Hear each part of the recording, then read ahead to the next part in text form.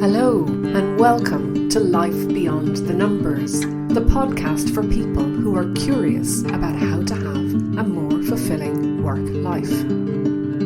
We live in a world largely driven by numbers, logic and reason. But how we feel at work and about our work impacts us, our organisations and society. There is a relationship between the numbers of our organisations and the life beyond the numbers. I'm Susan Nichrialon, your host. I've lived and worked in many countries. I've met people who love what they do and people who don't, people who bring their full selves to work and people who won't. But one thing that I've learned that is common to us all is that we are all unique and have unique experiences. And it's helpful to know that there are others who think like we do, or have had struggles too, or have gone where we want to go, or can show us things we didn't know. So join me and my guests as we place a lens on the human side of work life by sharing insights, stories and strategies to inspire you to let your uniqueness shine through. So today I am delighted to welcome back Javed Bobat. Javed, you're so welcome back to Life Beyond the Numbers. I'm honoured to be a repeat guest. There's been one or two other instances recently as well where, well, I can't have done too shabby a job first time around to be invited back. So, but no, really pleased to be back doing this again. Thanks for having us. You're so welcome. It's great to have you back, actually. And I've had a couple of repeat guests, just two. So you're the third. And the first episode we recorded together was way back because it's episode 12, and I'll leave a link in the show notes. And for those who may not remember exactly what it is you do, Javed, maybe you just give us a quick reminder of what it is you're changing about the world.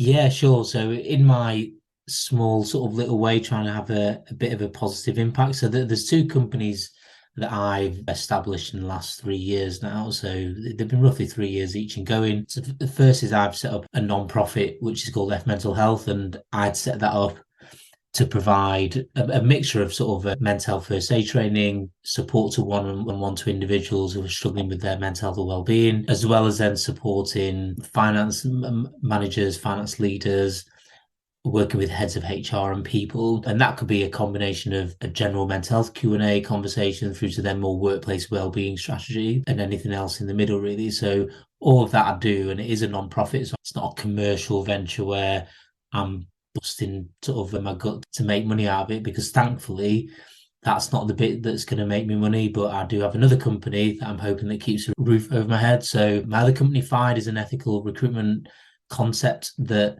is the first in the UK of its kind. So it combines finance, recruitment and mental health. So I'm there to recruit the right person for any company that I recruit for within finance. I then put aside some of the fee to then as a wellbeing budget for the team I recruit into, as well as then to fund and sustain my non-profit work around mental health. So in a nutshell, they're the two things that I do.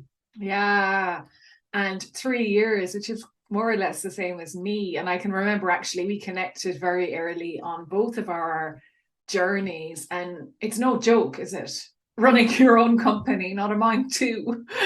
Yeah, I can now say it with experience. If it has purpose behind it, and that's meaning a socially motivated mindset, that it does make things a lot easier. I mean, not to say it's not been plain sailing, and it may come up in this conversation or otherwise around, I make no secret about my own challenges around mental health and what I go through and have gone through pretty much all my adult life. But I think if there wasn't the purpose behind what I'm doing now, then I could have been in the situation as I was several years ago, where I had everything that I wanted in the corporate world in terms of finance status and everything, but was deeply emotionless and distressed and unhappy and conflicted. And that led to a whole manner of challenges and problems in my own life. So yeah, I think what I have now, it doesn't feel like a job and doesn't feel that I'm almost a slave to somebody else. So Yeah, hard work, absolutely. But I don't think I'd even got to where I'm now if it wasn't for that sort of purpose and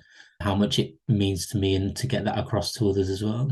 Wow. And actually, that tees us up really well for this conversation, I think, because it is that time of the year, January, when I suppose we think about making changes, and sometimes that's tied up in New Year's resolutions and so on. But maybe we're thinking about what we'd like to accomplish or become or change or develop during the year ahead.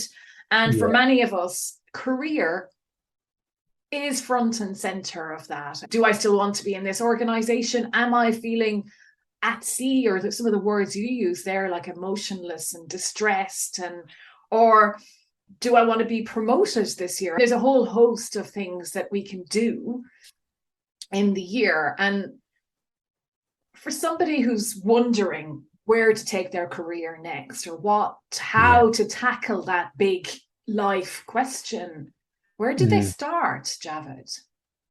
And naturally, this is, as you correctly pointed out, it's a time of year, and I don't know whether it's because of there are things written about it around the highs and the build up to the crested period, and then there's a lull in January and the January blues, and apparently there's one day in January that's the sort of, I can't remember what they call it, just Like Black Tuesday or something, isn't I don't know, it? it's like the bleakest day of the year apparently, and which I think some of it I can understand. I think, as I said, the highs of the festive period, and then there's a bit of reflection. You mentioned New Year's resolutions. Whether it happens to be now or you happen to be listening to this podcast at another time of the year, that there's always merit and value in being proactive when it comes to making changes within your career, and not really just sleepwalk into a situation where your career is flatlining or you're not achieving and getting the satisfaction and the enjoyment that you want within a particular job. Now, that's not to say that you end up moving every 6, 12 months, because I think we're heading into an era where 10 years are getting shorter and shorter. And I think that's going to present a lot of problems and challenges and issues on both sides, whether you're the job seeker or the employer. But if you are doing that evaluation, I think it's just zooming out from the lens and going, right, how long have I been in the role? But what was it that originally attracted me to that position, whether it's an internal move or you moved to that company? What have I achieved in the time? Is it everything that I expected?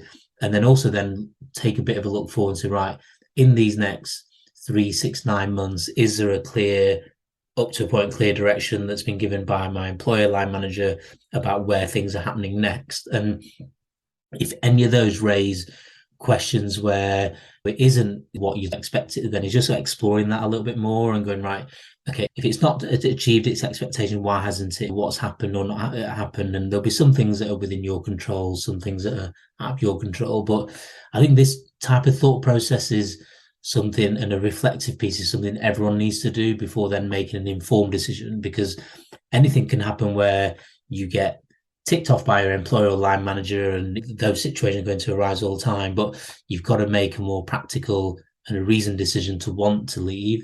And by doing this introspection, that if you then go, right, okay, yes, this role's been great, but actually I can't see where I'm going moving forward, or this role wasn't what I was expecting, and I can't see it changing anytime soon, and there's things that are out of my hands that I can't control, then yes, absolutely, that should be your cue to want to look for a role. So I think it's sort of recognizing that irrespective of what may be out there that's drawing you to a role, and we talked about push and pull factors in our last conversation, but you've just got to make sure that you've given every opportunity to your existing employer and role to make sure that you've done everything you can to try and to make it a success, and you've got the most that you can out of it, I guess. And if you have, and then great, you move forward. If not, then explore the conversation with your line manager and employer to see what it looks like for you next. But yeah, I think just not to make any knee-jerk decisions, and especially around this time of the year where, everyone else may be thinking of sort of making those moves, and actually it may not be that necessarily the right decision for you. There's a lot in that, actually. And one of the words you used that jumped out for me, I think, was success, and make it a success. How do we measure success of a role? And is that something we should consider before we ever take a role? What will success look like in this role for me? You know Mm. what I mean? Because I think that's quite a personal thing too, isn't it, for somebody? And maybe we think of the extrinsic stuff like salary and days, holidays, or whatever, but perhaps there's more to it than just that. Yeah, and I think we're coming through a period where there's been a huge supply and demand disconnect, especially when it comes to recruitment across the board and within my niche of accounting and finance in particular. And there's been a lot of people that have been moving for a salary increase and increment that's a lot more than perhaps even they'd envisaged 18 months ago. I think beyond the salary and everything, there's got to be, are you getting that job enjoyment and that job satisfaction? Do you feel a sense of purpose and value and almost part of the company? Or is your relationship with your company just transactional? To a degree, there's nothing wrong with that if that's what you want. However, there's a heck of a lot you're missing out on by not feeling connected and part of a purpose, a mission, a vision, or just something that can then really make your levels of job enjoyment taken to another level completely. However, it does make me wonder very recently that has some of those relationships become a bit more like transactional, where employee, I'm here to do a job and I'll sort of do it well. And then the employer's almost not wanting too much more, or they may want to, but you're just making it transactional. But I think the meaning's got to come beyond the role. And it also depends on time of your life. If you're extremely career hungry and motivated in that stage of your career where that trajectory is really steep, then you absolutely need to be proactive and do everything to hustle and make those moves to get to where you want to be.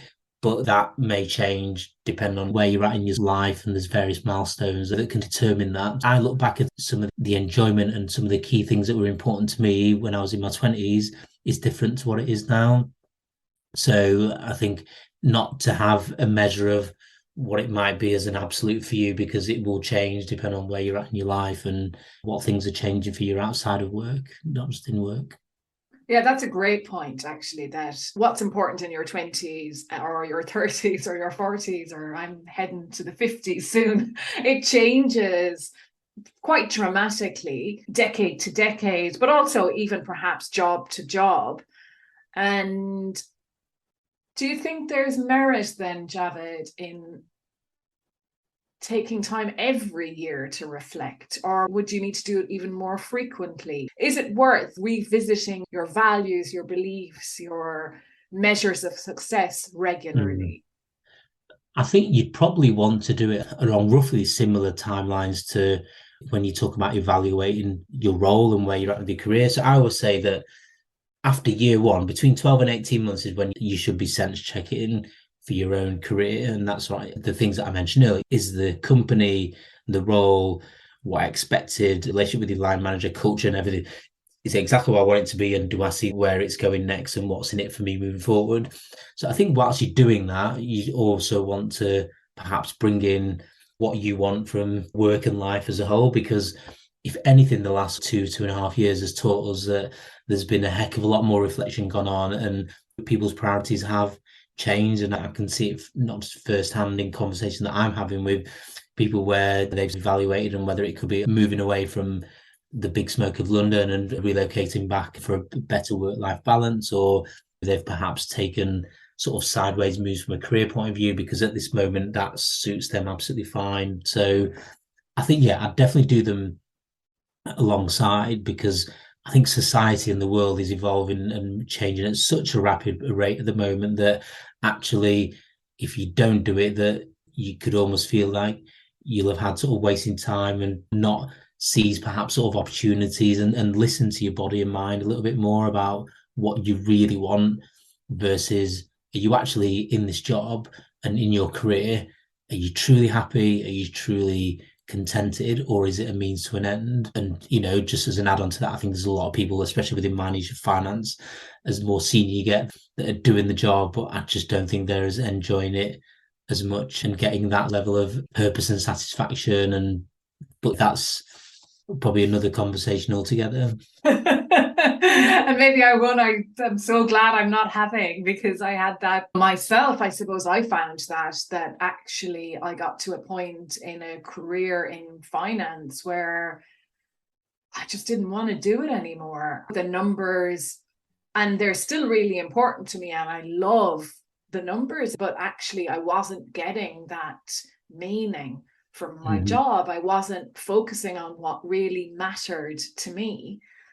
And I didn't know what I really wanted. And I think, Javed, that's a hard thing to figure out often for people. What do they really want? And we tend to think about what we don't want.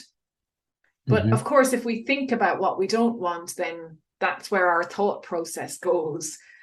And it's much better, isn't it, to focus on what it is we want. So if I am listening to this and I'm going, well, I don't know what I want. I have no idea what I want. Where do you start there? That's where it comes to, right, what is it that you're looking for within your career and your working life as it stands at the moment? Forget what it might have been 5, 7, 10 years ago, 15, 20 years ago. Forget how you were brought up in terms of what your parents' expectations were about what it means to have that successful job and career and everything else. This is about the here and now for you, and taking those influences and putting them to one side and going, what's important for you? What's going to give you enjoyment? I guess within there's got to be a sense of reality within there as well, that you could be at a certain level from a career point of view, that to make that complete segue shift and not, to a degree then sort of move completely will be impractical. And I'm not just talking beyond financially, it's just the means and this how you need to sustain yourself, your family and everything. So there's got to be a dose of realism within there. It's got, right, okay, well, what can I change and control and make the necessary adjustments, but you might have to compromise on some elements. So, and the things we can all control is the company we work for, the culture, the environment, the relationship you have with your line manager, how well you feel engaged, supported, how your employer makes you feel. And I think, bearing in mind, we're spending a lot of our lives, whether virtually or in offices these days, that relationship with your employer is something that you can sort of have control over. And if one or more of those components isn't where it needs to be, that's when you've got to think, look, I need to evaluate what's next, because if I'm spending X amount of money every day and committed and dedicated, that actually gone are the days where there's that employer-employee disconnect, where your employer, you do as we say and everything else. I think there's a lot more of an equitable relationship now between the two, and that's not going away. So if on the things that I mentioned, it's not giving you what you want, then that's the time to go, look, what does it look like next? What do I want from my career, from my job, and how does that fit into my life as a whole? And then you make those decisions accordingly. And if that means moving roles, someone would even make segue moves from a career point of view, then so be it. I mean, I've seen a huge emergence of people moving into the world of portfolio FD work, some moving into the world of contracting, maybe not because of IR35 these days, but actually they've done it for a genuine lifestyle reason. So that all these changes that people make, and there's reasons behind it, you look at the various options and then choose what's for you, especially if you're in a position where one or more of the factors that I mentioned before that your employer is not giving you. Yeah, absolutely. And I guess anything goes. We are in an era where it is possible to move, and it is possible to reinvent yourself, or whatever the terminology might be. A while ago, somebody I was doing some work with was really focused on their next role. And one of the things we honed in on was, what were the 3 non-negotiables? What did you really want from this role? And we came up with 3 L's, funny enough.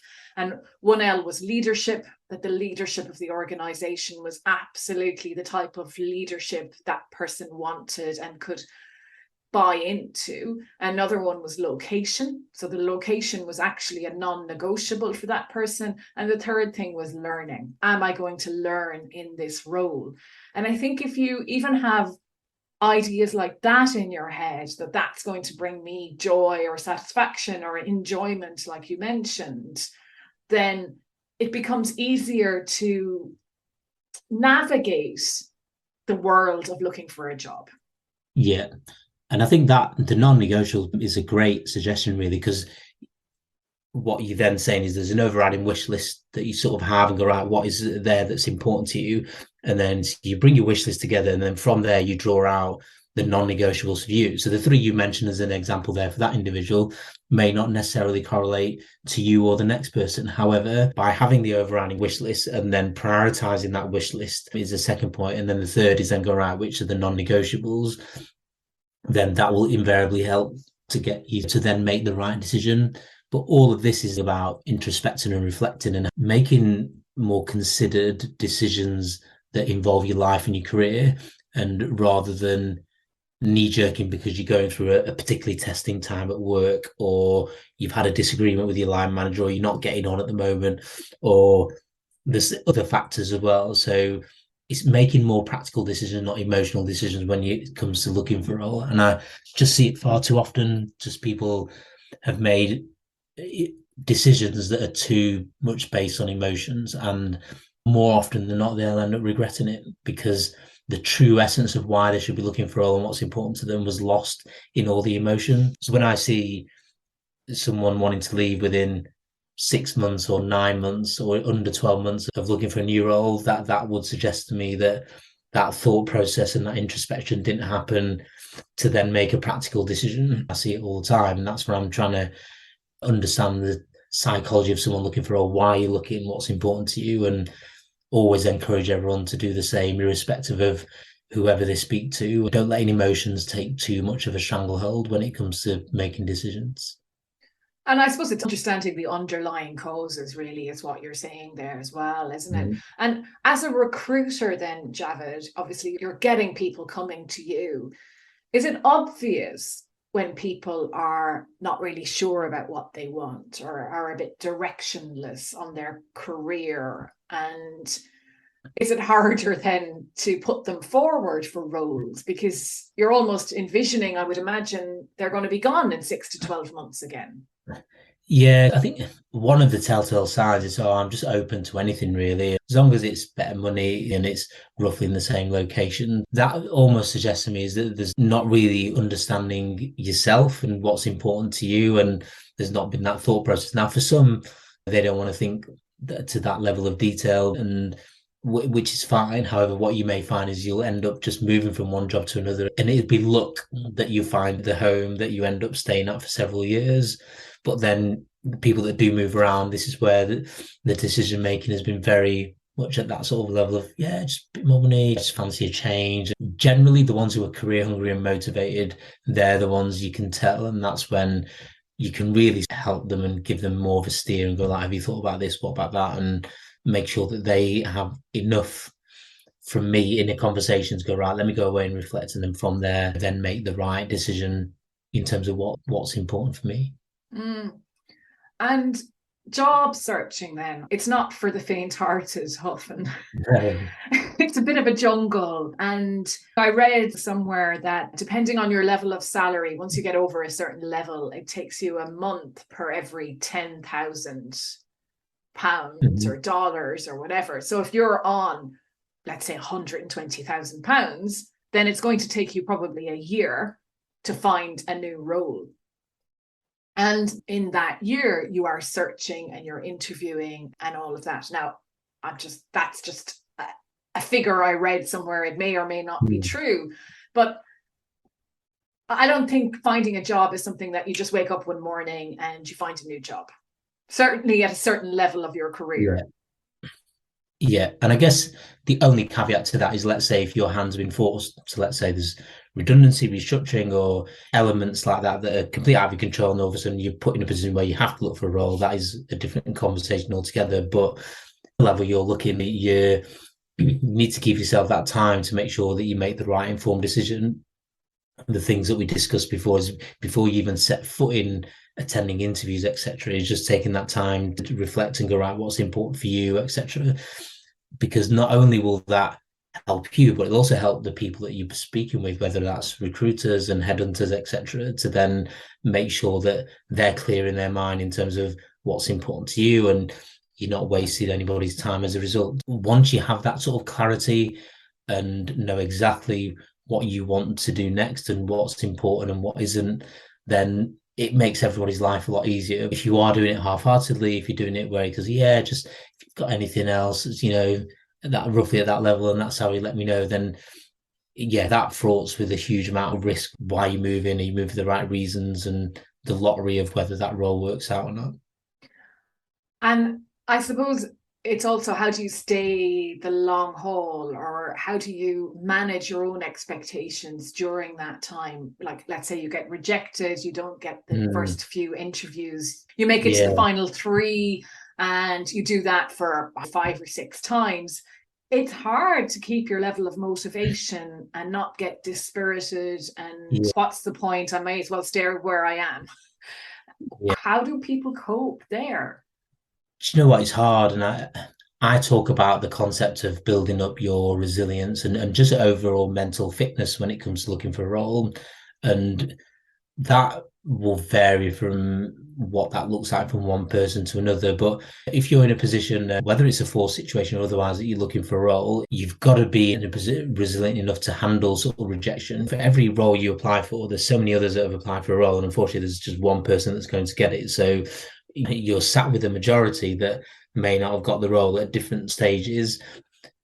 Rejection is part of life. I think as long as if you're getting constructive feedback in terms of why, and then you can learn from it, then that's great.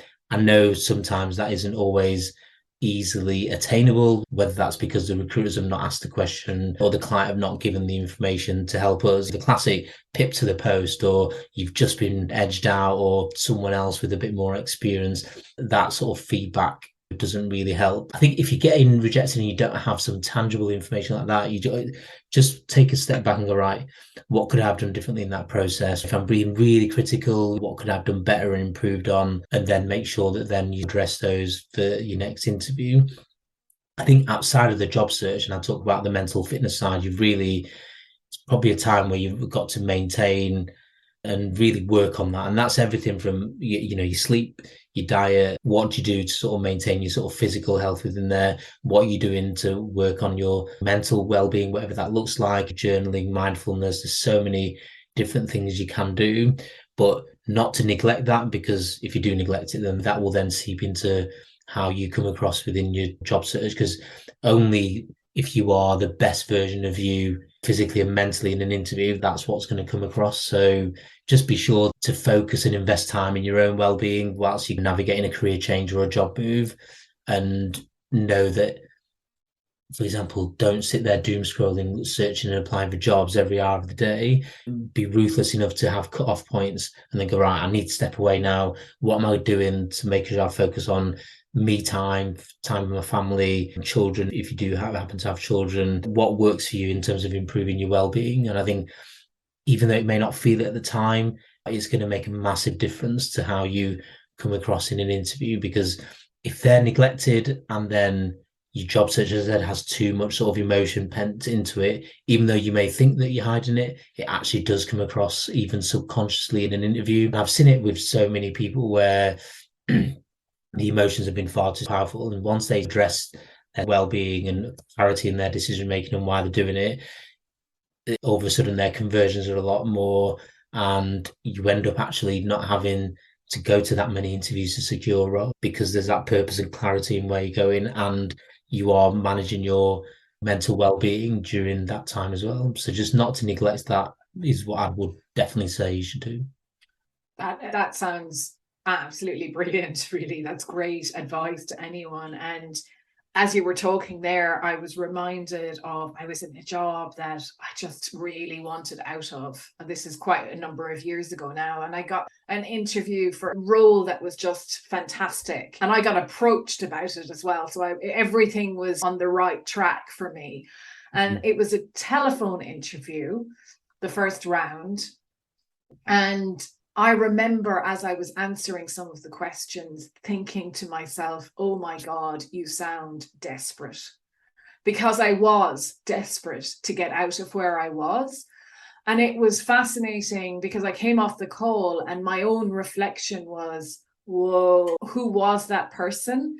And I was prepared for the interview, but I think what you're saying, Javed, was the desire, the push factor probably was way stronger than the pull factor. And I never heard from them again, other to say, then we haven't made it to the next round. And it was a big lesson at the time, because I knew I had to actually sort out myself before I could move on from that job and that role. And yeah, it is a hard lesson to learn. It is. And, it was in the first podcast, I know about these concepts of push and pull factors. And basically, for the ones who have not heard the concept before that I've presented on, is the push factors are what's pushing you out of that role, or for you to be instigating this change of looking for a role. So that could be salary, your relationship with your manager, company, that you don't enjoy working there, you're not getting the progression, development, all these things that are push factors.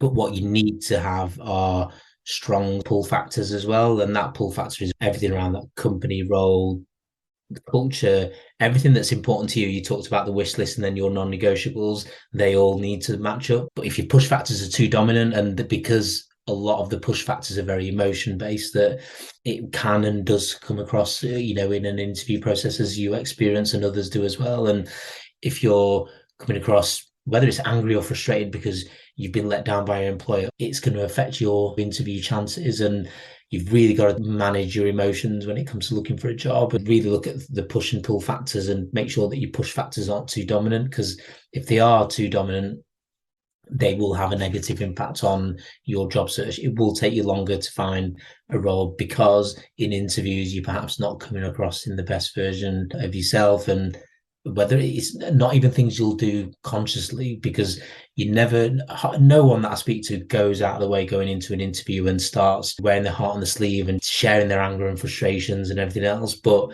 subconsciously, you're giving it across in your tone, your language, your persona and everything else. And that's the bit you want to manage and get under control. And if you can do that, then you will, as I said, notice your ratios of how many interviews you get, how many second interviews you get, and offers will increase on the back of having that sense of calm about you.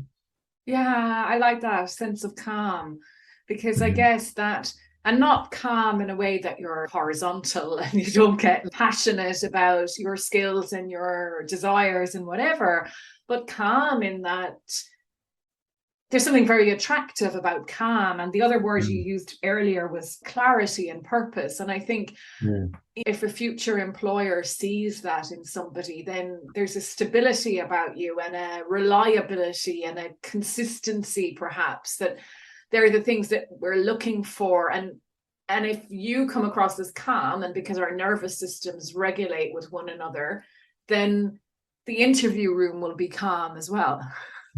Yeah, just calm, clarity, presence of mind, laser focus around what you bring to the table, but what you're looking for from them as well. And in theory, it should mean that you have a lot more meaningful and engagement discussion and interviews now, and not just a one-way street where you just ask questions, you answer it. I'm encouraging the clients that I work with, and you are seeing it more and more, where it is a two-way thing. So no matter what role you're looking for, at what level, that you are able to make those conversations a lot more two-way as a result. It will come across, if it's conscious or subconscious, that we all give certain vibes off, whether knowingly or unknowingly. But as I said, all the things that we mentioned before, I think just having that, and it can result in the calmness, presence of mind. It will make a massive difference in you making the right decisions, not just moving for the sake of moving. Absolutely. And the other thing is then, what about leaving a job without another one to go to? And this is by choice. So actually deciding, do you know what? I'm out of here. I've had it. I don't want to be here for whatever reason. Now, there's that saying, it's easier to find a job when you're in a job. But from personal experience, I suppose I was fortunate in a way, but I left every single job that I had without another job to go to. And yeah, sometimes it took me a bit longer to land back on my feet, but I always did. What would you say, Javed? If you're making that decision to leave and not have something to go to, you first have to sit down with, not just with yourself, but whoever that matters. And if that happens to be family and obviously kids as well, it's the practical elements of making that decision. So the obvious one is, right, okay, well, if I leave a job and have nothing to go to and I don't find something straight away, how many months have I got to make sure that you're maintaining your sort of financial commitments and the commitments required to stay alive and healthy and everything else, and not neglect the commitments that you have, whether it's mortgage or otherwise. And also within there, okay, well, what sacrifices potentially I may need to make? And this is all potential, because you're talking about, okay, well, you don't know how long it's going to take you to find a role. So you've got to just make sure that you've really thought it through and practical, and you've done all the sums and numbers and looked beyond the numbers to make sure that it is a practical and a sensible, a reasonable decision for you. Once you've done that, I think what you will invariably notice is then, we talked about purpose and clarity and knowing exactly where you're going with it. It will make process a lot easier, because it happens for most that you're looking for a role with a lot of potential anger and frustration and whatever it might be of your employer. And again, that's going to come across. So I think you almost take that weight off your shoulders, and it will have a notable impact in terms of how you're coming across. As I said, the caveat is just make sure it's been well thought out. You don't think, oh, well, I'm just going to do it, and not having thought about the practical implications of doing so. But definitely do that. And then beyond that, there is absolutely proven, and I've seen it so often. I spoke to someone just this afternoon and he said, look, and she was a more early stage of her career. She was on a 3-month notice. She was like, I felt like the 3-month notice was dragging me back, and I almost felt like it was a noose over my neck, metaphorically. So I just went, I'm handing my notice in. All of a sudden, in many ways, some of the pressure and expectations were off, and can really just focus on the job search, not have to duck and dive, lying to your employer and line manager and all these other things.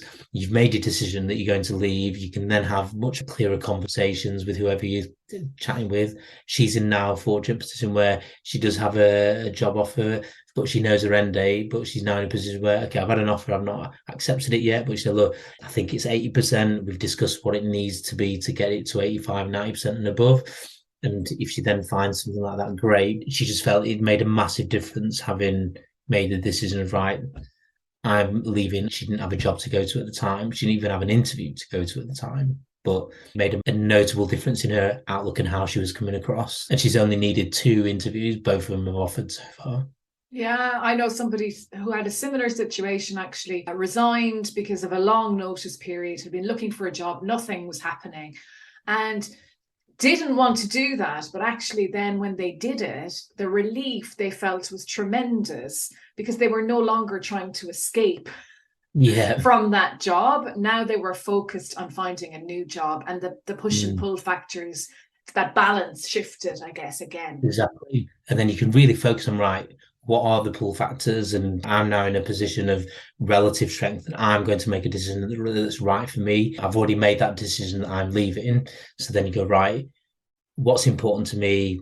Bringing in everything we mentioned, wish list, prioritize the non-negotiables, and then go, right, based on that, I don't need to go to any and every interview. Although now you do have the luxury of time, because you're not having to duck and dive. It's more than the cooperation with your existing employer, which, okay, isn't going to be easy because you've said you're leaving, but ultimately your conscience is a bit clearer. So you can have a lot more upfront and direct conversations. But yeah, it does make a difference to some people. It's just that risk element and calculated risk and just thinking it through. Yeah, and having conversations with people, seeking out a bit of help, asking people, not so much advice, but just getting people to prompt you to think about the things that matter to you is always helpful, I think. But what now if we're on the other side of the coin completely, and I'm a line manager and I'm trying to retain my staff, and I'm maybe not doing the best job at that either? How can I change my ways a little bit? I guess if you're a line manager, a lot of it is driven by the value proposition is of your employer as a whole. You've really got to know what you're offering to somebody beyond the actual immediate role, because invariably the immediate role isn't going to be the thing that convinces someone to join you. It's all the other factors that come into play. What's in it for me is the big one. So culture, environment, relationship with the manager, opportunities for development. What's the culture like in terms of how supportive they are for employee well-being? Not just saying it in a tokenistic way, we support work-life balance or well-being, but I always try and get clients and I speak to, look, I need specific examples of how you demonstrate it. So this is a great example that I've had this calendar year. So a company goes, we promote work-life balance. Now everyone can say that, but this particular company, they went a step further. Right, we've created a KPI that monitors overtime. And if it goes more than 2 or 3 hours a week, then it flags up as a notification. And then That then goes to the line manager. That line manager then reviews and goes, right, okay, is this a capability issue or a workload issue? And then review what's going on.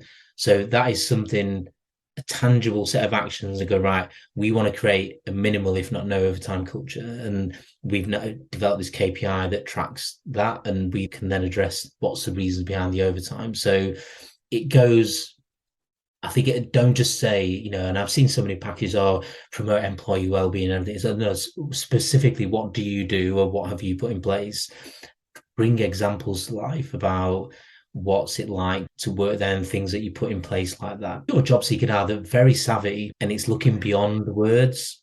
For example, my offering isn't just a tokenistic thing, it's a tangible thing. You recruit through me, I'll find the right person and you get a mental health and wellbeing budget. There's something tangible which definitely helps the clients that I work with and for me to attract people. But yeah, if you're sat there, the line manager, I think you've really got to get that value proposition right with specific and tangible sort of insights beyond just the words of the thesaurus, and then go right and then bring it to life about what it's like working there. And if you do that, it'll help you not just bring in the right people, but then you talk about engaging and retaining them as well. These are factors that are going to help in doing that as well. And it's only when those needs aren't met, someone in a role that they want their professional career needs met, but now they also want their emotional needs met within the working environment.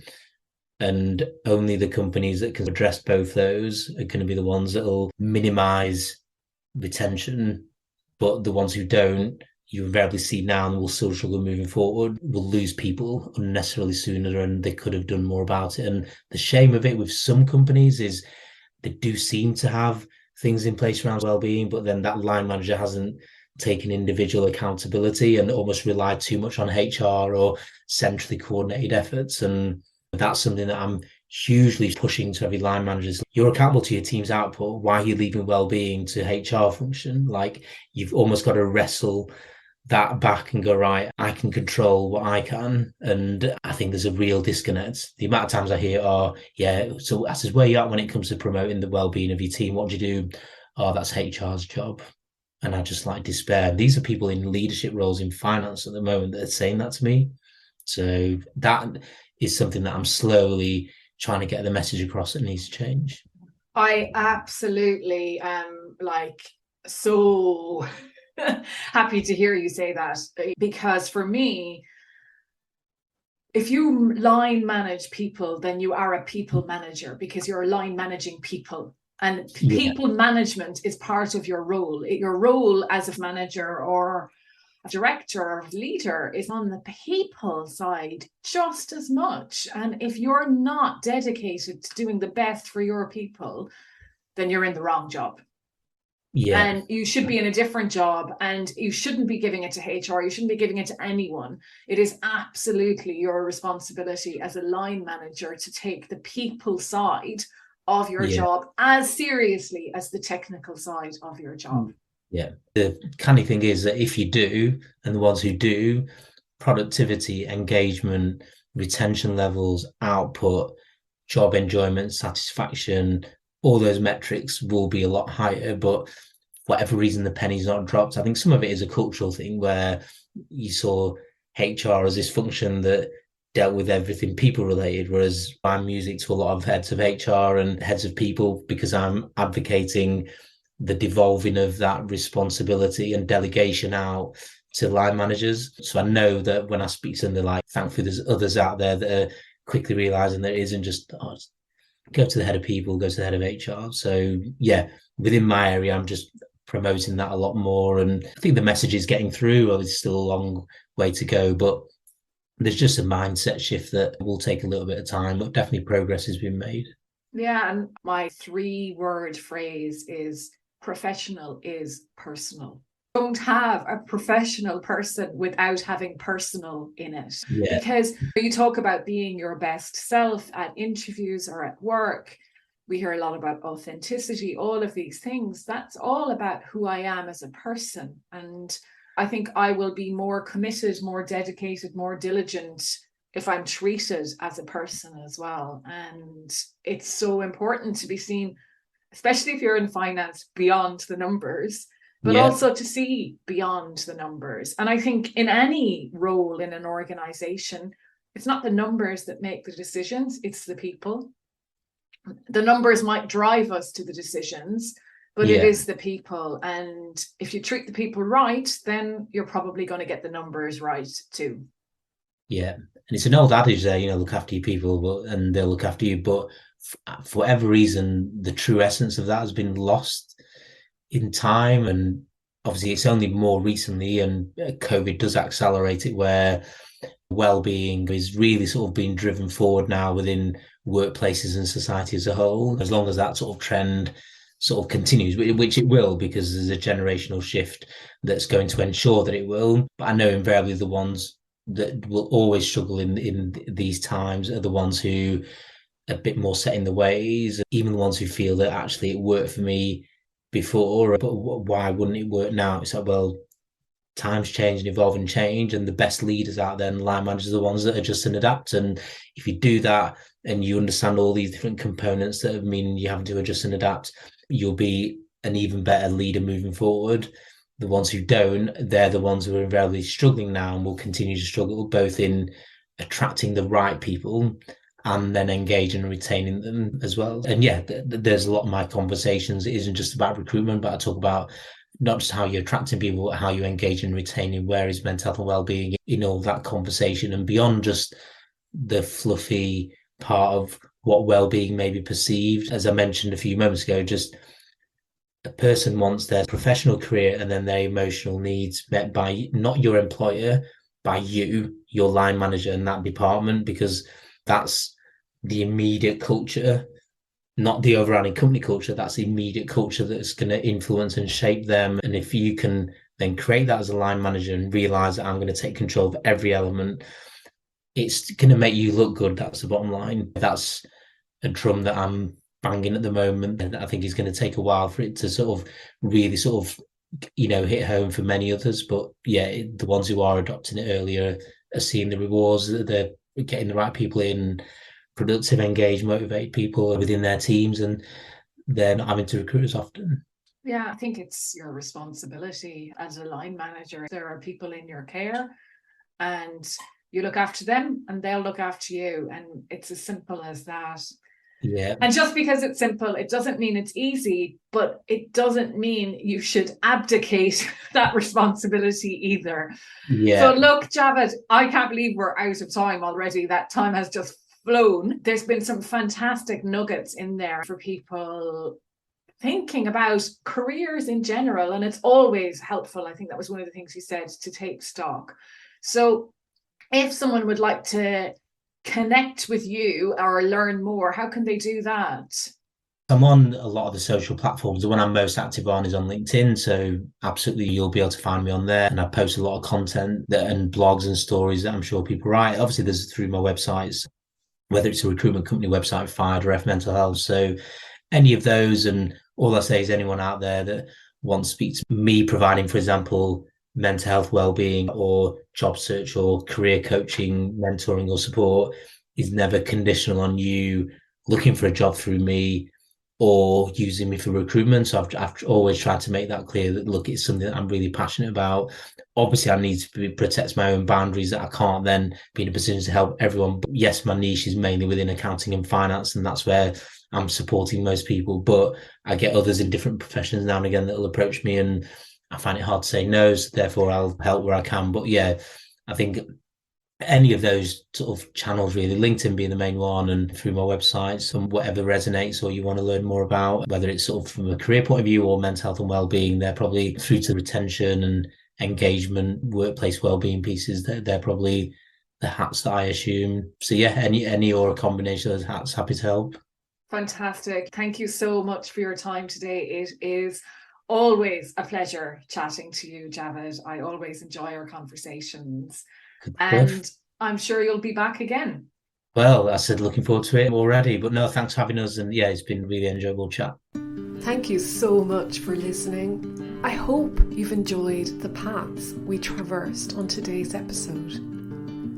If something rang through for you, be sure to let me know. Or maybe you can share this with someone in your life who would benefit from listening too. And if you enjoy helping others, I'd be so grateful if you would leave a review, so that people who might also be curious about their own life beyond the numbers can discover this podcast too.